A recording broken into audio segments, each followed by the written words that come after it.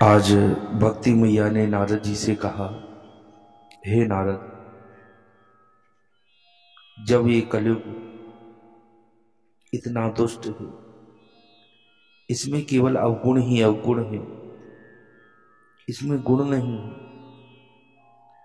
तो महाराज पारिषद ने इसको दंड क्यों नहीं दिया? और भगवान भी इसकी गलतियों को, इसकी उद्दंडता को कैसे सहन कर रहे हैं? नारद जी बोले, हे भक्ति मैया, इस कलयुग में अनेक दुर्गुण हैं, अनेक दोष हैं, लेकिन दोष होने के साथ साथ इसमें एक बढ़िया गुण भी है। वो गुण महाराज पारिषद को इसमें दिखाई दिया। बंधुओं, हम सभी के अंदर भी एक गुण और एक अवगुण छिपा हुआ है। बाबा तुलसीदास जी ने कहा है, जड़ चेतन गुण दोषमय विष कीन करतार। हर जड़ में और चेतन में एक गुण और एक दोष। ऐसे ही नारद बाबा कहते हैं, भक्ति मैया, कलयुग में अनेकों दोष हैं, लेकिन एक ही गुण है। क्या?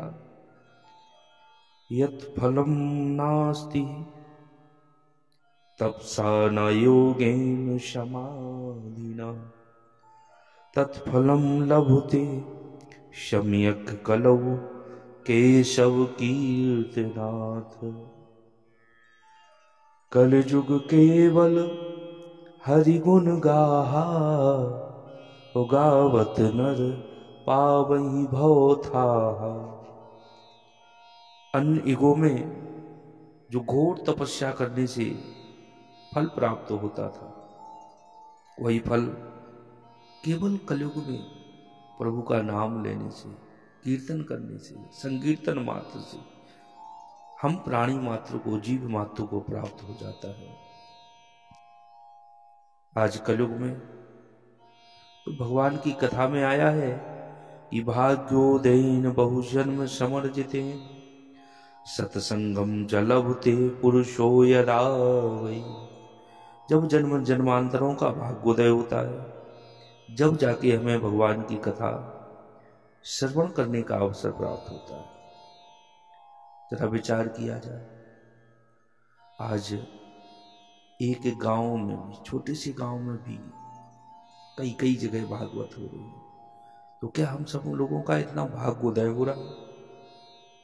लेकिन थोड़ा सख्त है, कड़वा हो सकता है।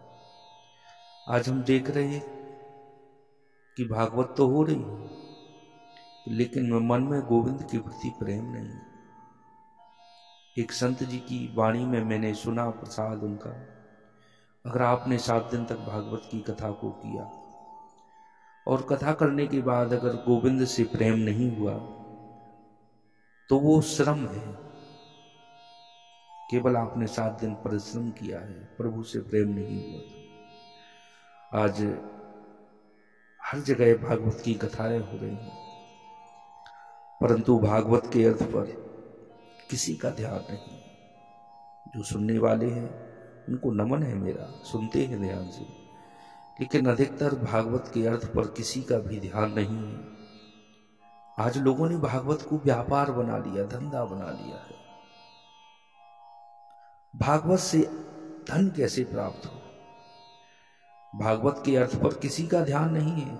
भागवत से अर्थ कैसे प्राप्त हो, अर्थ माने धन कैसे प्राप्त हो, उसी पर दोनों की दृष्टि है। क्षमा करना, चाहे वो श्रोता हो चाहे वक्ता हो, दोनों का उद्देश्य केवल धन हो गया है, धर्म नहीं रहा।